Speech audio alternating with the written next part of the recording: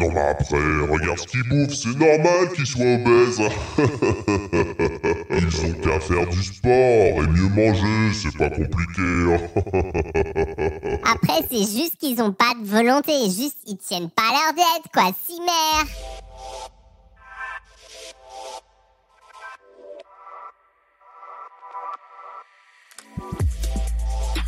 Hello, c'est Charles Brumeau, diététicien. Bienvenue à Dans la Poire Express, le petit frère de Dans la Poire, le podcast pour mieux manger du cœur à l'assiette et le premier podcast francophone sur tout ce qui est nutrition et psychonutrition. Alors le 4 mars, c'est la journée mondiale de l'obésité. C'est donc l'occasion de vous sensibiliser sur cette maladie multifactorielle qui concerne donc les gros et les grosses, puisque ce n'est pas une insulte, je vous le rappelle, une maladie qui touche en France 8 millions de personnes, soit environ 17% de la population selon nos chiffres à nous en France, même si l'OMS, l'Organisation mondiale de la santé, évoque plutôt le chiffre de 22%, soit presque un quart de la population. L'obésité, aujourd'hui en tout cas, est déterminée par l'IMC, l'indice de masse corporelle, qui est en gros la taille divisée par le poids au carré. Donc là, on a des bornes, on en a 4. Entre 25 et 29,9 kg par mètre carré, on dit que la personne est en surpoids. En dessous, on dit qu'elle est en normalité pondérale. Entre 30 et 34,9 km par mètre carré, il s'agit d'obésité modérée. Entre 35 et 39,9 obésité sévère, plus de 40 kilos par mètre carré, on parle d'obésité massive. Alors je reviendrai dans un épisode de Dans la Poire sur ce fameux indicateur d'IMC qui est un peu à prendre avec des pincettes, notamment parce qu'il ne distingue pas selon la répartition des masses, notamment la masse musculaire, parce que dans ce cas, eh bien, les troisièmes lignes de l'équipe de France de rugby, que je salue pour leur match héroïque de samedi dernier en Irlande, eh bien, ils seraient tous obèses, ce qui n'est pas le cas du tout. Bref, il me semble important d'explorer 3 idées reçues sur l'obésité et à la fin, je vous parle de la culture carabine avec un test qui peut nous apprendre énormément de tout ce dont on n'a pas encore conscience. Première idée reçue, l'obésité est uniquement causée par la surconsommation de nourriture et le manque d'exercice physique. Alors ça, c'est vraiment ce qu'on entend très souvent en mode À un moment donné, faut qu'ils mangent mieux et qu'ils se bougent, y a pas de secret, c'est quand même pas compliqué. Et ça, c'est très lié à la diète culture. Et c'est pas seulement le discours médiatique, c'est souvent le discours de certains coachs sportifs, mais aussi de certains médecins nutritionnistes, voire aussi dans la profession de diététicien, diététicienne. En réalité, l'obésité peut être due à de nombreux facteurs, notamment la génétique, les troubles hormonaux, les médicaments, le stress, le manque de sommeil et la maladie. Alors ça, c'est vrai que c'est une phrase un peu bateau, un peu généraliste pour noyer le poisson, qu'on entend souvent, notamment sur les réseaux sociaux, même si elle est vraie. Et moi, j'aime bien creuser un petit peu, notamment en tant que journaliste. Alors par exemple, sur le facteur héréditaire, l'obésité chez les enfants serait héritée des parents pour 35 à 40%, estiment des chercheurs de l'université du Sussex, et d'autres études, notamment celles synthétisées par l'INSERM, portant sur 100 000 personnes, expliquent que si l'un des deux parents est obèse, il y a 40% de risque de développer également une obésité, et ce pourcentage peut atteindre jusqu'à 80% lorsque nos deux parents sont obèses.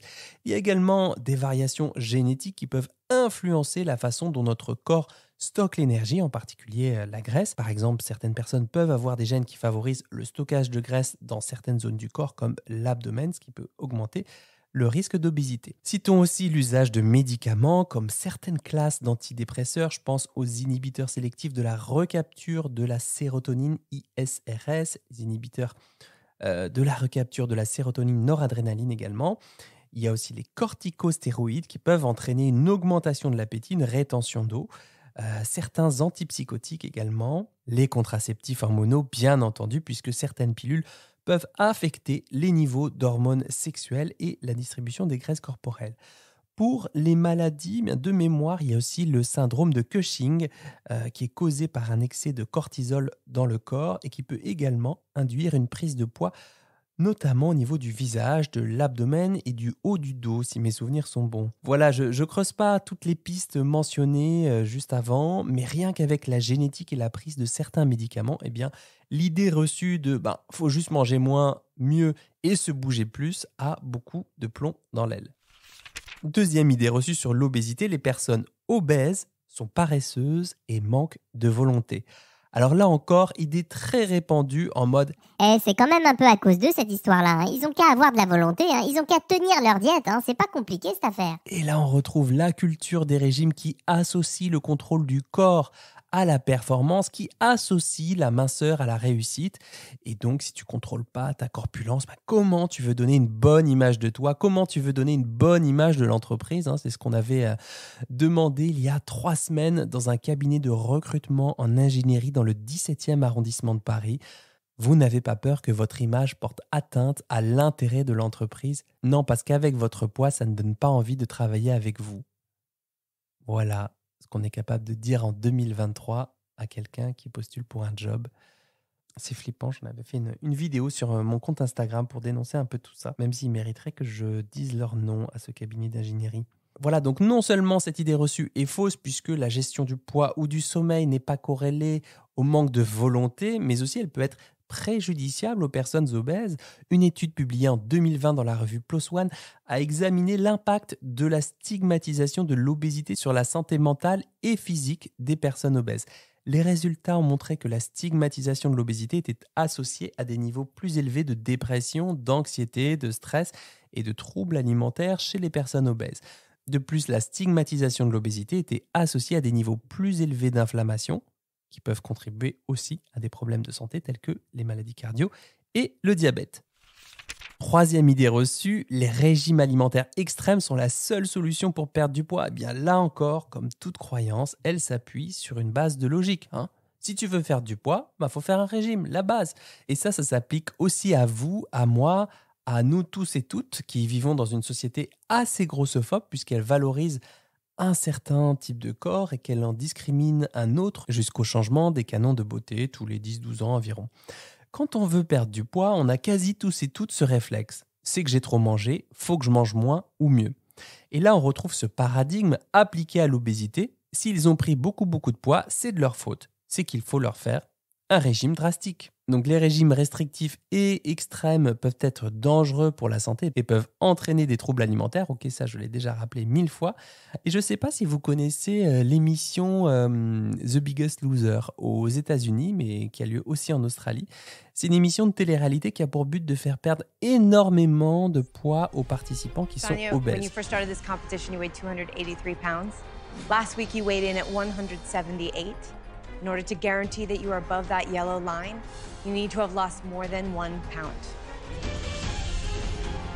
Sonia, your current weight is...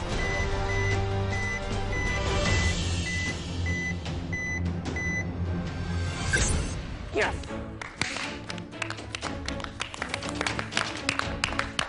Au menu, sport intense, régime drastique, on les voit transpirer, on les voit se priver tout l'été. Et celui ou celle qui perd le plus de kilos gagne l'émission et les dollars qui vont avec. En 2009, lors de la saison 8, ils ont suivi 14 participants pendant 6 ans pour voir leur évolution. Et sur les 14, 13 avaient repris le poids perdu pendant l'émission. Certains ont repris une partie de leur poids, d'autres ont repris la totalité, d'autres ont encore pris plus de poids que le poids qu'ils avaient perdu. En cause, les retentissements sur le métabolisme, mais aussi, selon les chercheurs, le taux de leptine, une des hormones régulant la satiété. Et ça va de pair avec des sensations de faim accrues, voire vraiment aiguës, des envies d'aliments riches, énergétiques et bien sûr le risque de compulsion alimentaire. Et maintenant, pourquoi je vous ai parlé de ces idées reçues à vous qui n'êtes peut-être pas dans cette situation? Eh bien parce qu'on a le droit d'être aidant sur ces questions. En effet, continuer à penser qu'il faut uniquement moins manger, se bouger plus, que les personnes obèses manquent de volonté ou qu'elles devraient faire un régime drastique, eh bien ça n'est pas aidant. Ça veut dire que ça ne va pas faire évoluer leur situation, pas d'un iota. Continuer à dire qu'on fait la promotion de l'obésité alors qu'on veut juste que ces personnes arrêtent d'être montrées du doigt, ce n'est pas aidant. Continuer à leur dire que c'est quand même pour leur santé et qu'elles devraient faire attention, ça je vais vous le dire, elles le savent au moins autant que vous. Continuer à les ramener à leur composition corporelle alors qu'elles dorment avec, elles font du sport avec, elles font l'amour avec, elles bossent avec, elles vivent dans ce corps. Eh bien vraiment, ça ne sert à rien, ce n'est pas aidant pour elles comme pour la société. Donc voilà, avoir en tête ce genre d'idées reçues, c'est parfaitement logique, encore une fois, vu comment est la société, c'est vraiment logique. Mais on peut aussi se dire qu'on aimerait avancer, qu'on aimerait s'affranchir de ces représentations et pourquoi pas essayer d'adopter une attitude un tout petit peu plus grandissante, un peu plus aidante vis-à-vis des gros et des grosses, puisque je rappelle que ce n'est pas un gros mot, c'est comme vieux, c'est comme pauvre.